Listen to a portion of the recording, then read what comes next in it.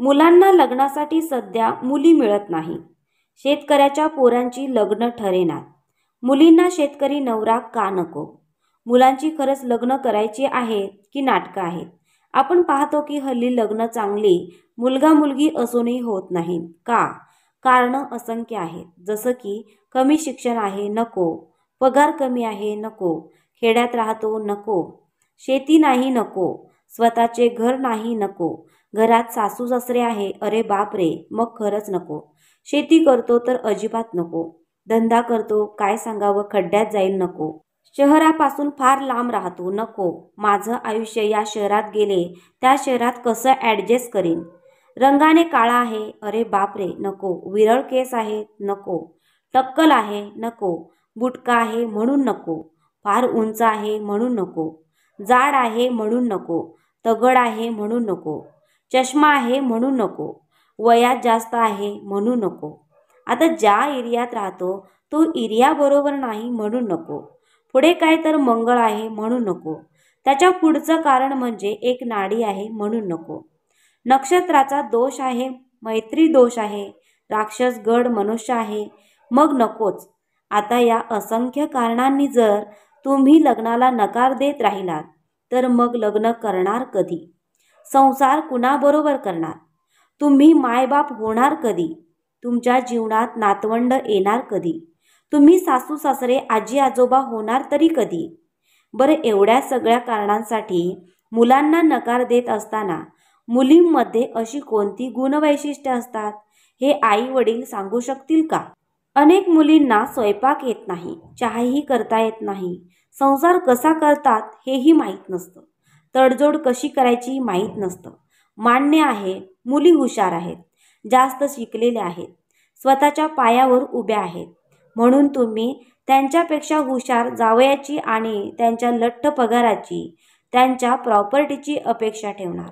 मग त्या अपेक्षा पूर्ण नाही होत म्हणून स्थळांना नकार देत राहणार.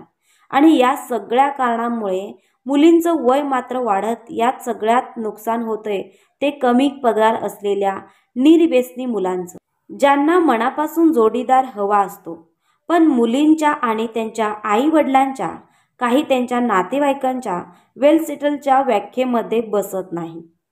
त्यामुळे ही स्थळं मागं पडतात. शेतकऱ्यांच्या मुलांच्या बाबतीत तर फारच प्रॉब्लेम. शेतकरी असणाऱ्या मुलाला मुली मिळतच नाही. मुलाच्या लग्नाच्या वेळेत आलेल्या पगारावर मुलीच्या भविष्याची चिंता त्यांच्या पालकांना करण्यापेक्षा त्यांच्या मुलावर विश्वास दाखवून मुलीचं त्यांच्यासोबत लग्न करून देणे गरजेचे आहे. कारण त्या मुलाचा पगार आता आहे तो भविष्यात राहणार नाही. त्याचं कर्तृत्व बघा, होतकरूपांना बघा. त्याचं कर्तृत्व आणि होतकरूप चांगलं असेल तर निश्चित त्याचा पगार वाढणार आहे. तो काय शांत बसणार नाही. जशी मुलींची स्वप्न असतात तशीच मुलांची देखील स्वप्न असतात.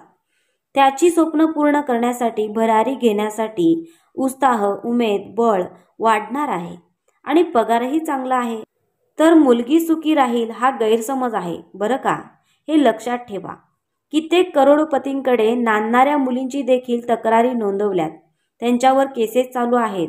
सासरकडच्या लोकांवर भरपूर पैसा असला म्हणजे मुलगी सुखी राहील असं आता अजिबात नाही. भविष्यात काय होणार आहे हे शक्यतो आपल्याला अंदाज येत नाही. एखादा पोरगा चांगल्या नोकरीला असेल तर तो नोकरीवरून खालीही येऊ शकतो. लंकेचा राजा आणि राजाची लंका लगेच होऊ शकते. खरं तर हल्ली लग्न म्हणजे मुली मुलांपेक्षा त्यांच्या आईवडिलांसाठी आणि त्यांच्या नातेवाईकांसाठी खरं तर स्टेटस सिम्बॉलचा विषय झालाय.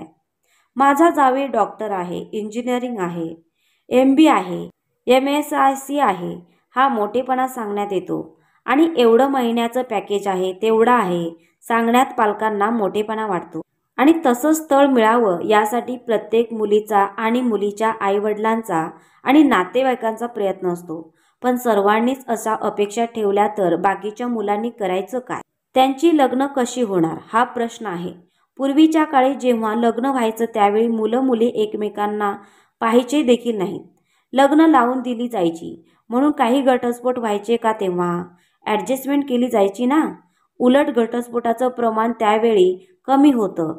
पण जेव्हापासून लग्नामध्ये माणसांपेक्षा शिक्षण, पैसा, प्रॉपर्टी याला महत्त्व आलंय तेव्हापासून घटस्फोटाचे प्रमाणही वाढले. हे सत्य विसरून चालणार नाही. विवाहामध्ये भौतिक सुखांपेक्षा मानसिक सुखाची, आधाराची आणि समजूतदारपणाची जास्त गरज आहे.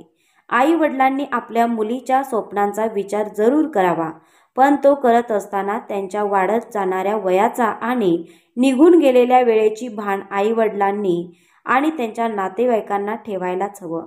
कुठेतरी थांबावं आणि कुठेतरी अपेक्षांवर अडून न बसता तडजोड करून पुढे जायला हवं. कारण अपेक्षा ह्या कधीच न संपणाऱ्या असतात. मुलांची लग्न कधी होईल हे विचार 35, 38 आणि 40 वर्षांचे लोक बोलतात. तेव्हा मला आश्चर्य वाटतं की जर 35-40व्या वर्षी लग्न करणार तर तुम्हाला मुलं बाळं कधी होणार, ती मोठी कधी होणार आणि त्या मुलांच्या मुलाबाळांचा आनंद तुम्ही कधी आणि कसा घेणार. लक्षात घ्या, आज आहे ते उद्या नाही, उद्या आहे ते परवा नाही. त्यामुळे आत्ताचा क्षण आनंदामध्ये काढून सुखी संसाराला सुरुवात करा. प्रत्येकाला 100% परफेक्ट मिळेलच असं नसतं. त्यामुळे जे मिळेल त्याच्यामध्ये आनंद माना. तुमच्या मुलीच्या किंवा जावयाच्या पायात लक्ष्मी असेल तर निश्चितच प्रगती होणार. बऱ्याचदा असं पाहण्यात येतं की सासरा म्हणतो की मुलाचं स्वतःचं घर नाही.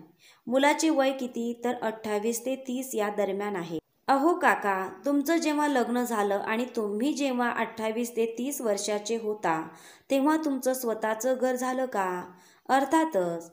त्याचं पण घर 50व्या वर्षी झालं.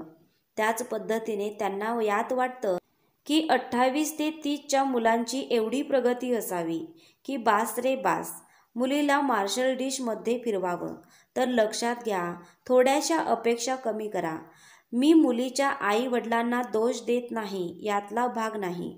बऱ्याचदा असं पाहण्यात येते की मुला-मुलींची लग्न करण्याची आहेत, पण ज्यावेळी फोन केला जातो की तुमची मुलगी किंवा तुमचा मुलगा लग्नाचा आहे का, त्यावेळी समोरच्या व्यक्तींकडून रिप्लाय दिला जात नाही, फोन उचलले जात नाही, उचलला तर बोललं जात नाही, बोललं तर भेटलं जात नाही.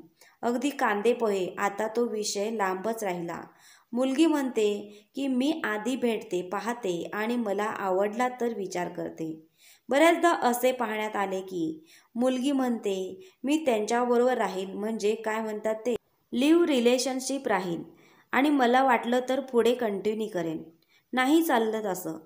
तेव्हा काळजी घ्या आणि त्यामुळे जास्त अपेक्षा ठेवणं बंद करा. यामुळे आपल्या मुलाबाळांची लग्न लवकर होतील. मित्रांनो, हा व्हिडिओ आवडला तर लाईक करा आणि जास्तीत जास्त लोकांपर्यंत शेअर करा. आणि अशाच नवीन व्हिडिओसाठी आपल्या फेसबुक पेजला फॉलो करा. धन्यवाद.